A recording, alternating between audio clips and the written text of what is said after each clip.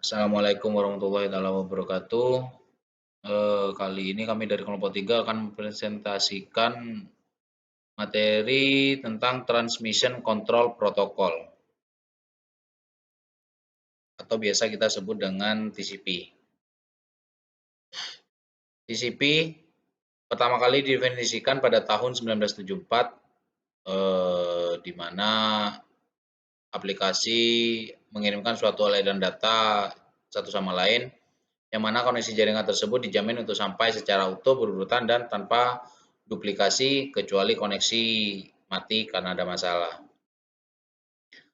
Ketika masih awal adanya internet, dibutuhkan lebih banyak kinerja jaringan dengan membangun aplikasi Anda di atas UDP, User Datagram Protocol, dan memilih sendiri ukuran dan waktu masing-masing paket, tetapi implementasi TCP modern cenderung sangat cerdas.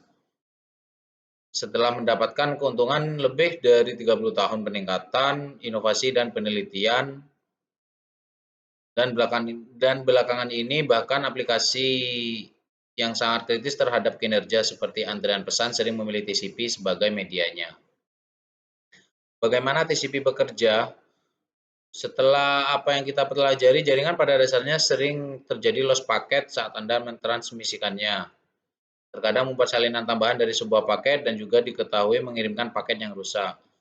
Dengan fasilitas paket kosong seperti UDP, kode aplikasi Anda sendiri harus khawatir tentang apakah pesan tersebut tiba dan apakah memiliki rencana atau backup pemulihan pesan tersebut jika tidak tiba. Bagaimana TCP menyediakan koneksi yang andal? Ini dimulai dengan menggabungkan dua mekanisme yang telah kita bahas di bab 2. Di sana kami harus mengimplementasikannya sendiri karena kami menggunakan UDP.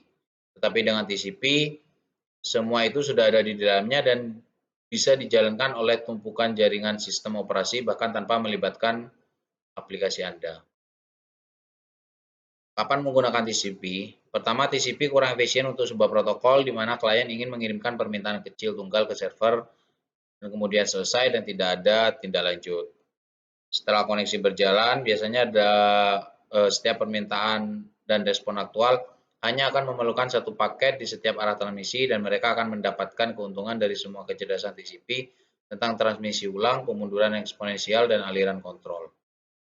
Soket TCP, seperti halnya dengan UDP, TCP menggunakan nomor port untuk membedakan aplikasi yang berbeda yang sedang berjalan pada alamat IP yang sama dan mengikuti konvensi yang persis sama mengenai nomor port yang terkenal dan singkat.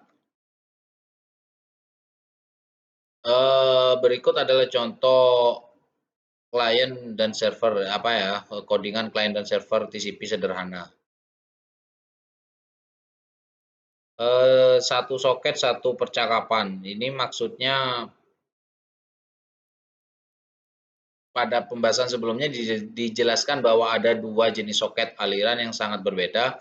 Yang pertama listening socket, di mana server menyediakan port untuk koneksi masuk, dan connected socket yang mewakili percakapan yang dilakukan server dengan klien tertentu. Saat pengambilan keputusan dilakukan dengan pemanggilan metode berikutnya, ketika server mengumumkan bahwa ia ingin menggunakan soket untuk mendengarkan, menjalankan ini pada soket TCP benar-benar mengubah karakternya.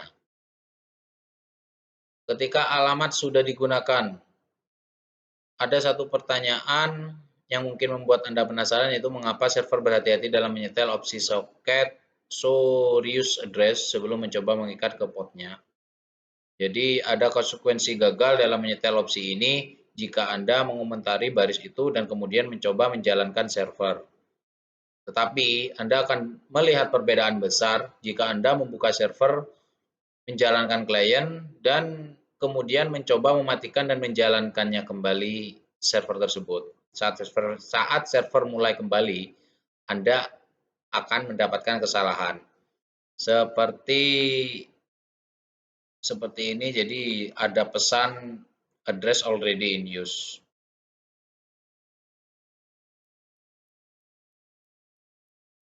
Antarmuka.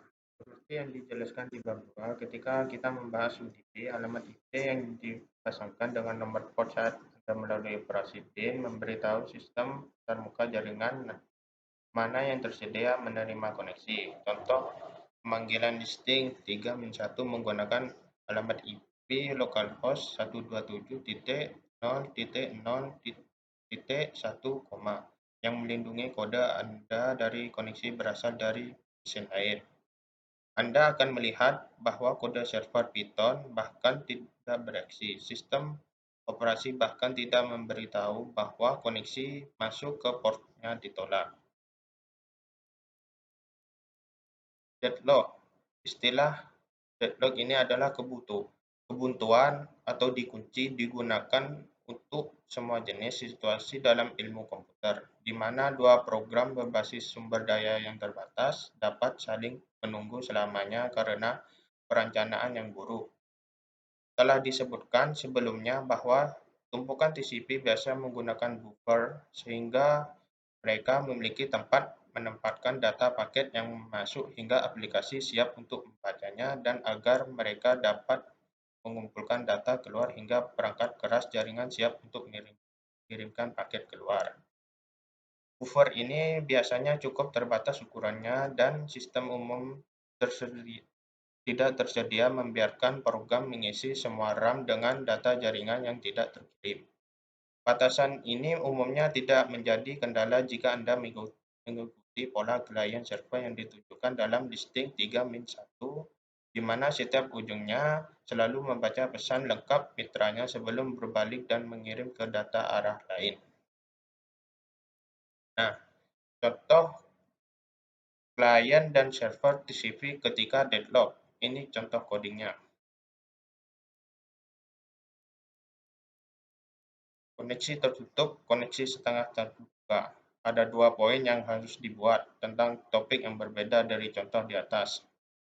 Pertama, listing 3-2 menunjukkan kepada kita sebuah objek soket Python berperilaku ketika sebuah end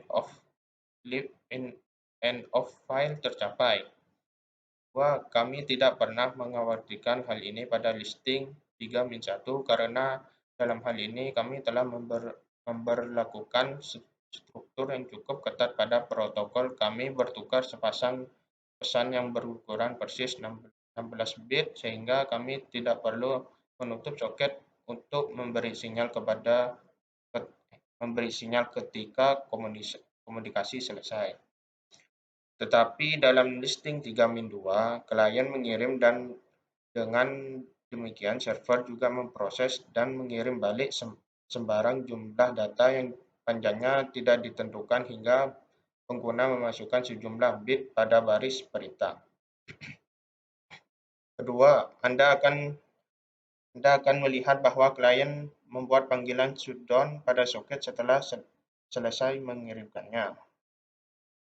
Solusinya adalah dengan menutup setelah soket, yaitu mematikan komunikasi satu arah secara permanen tetapi tanpa merusak soket itu sendiri sehingga server tidak lagi dapat membaca data apapun.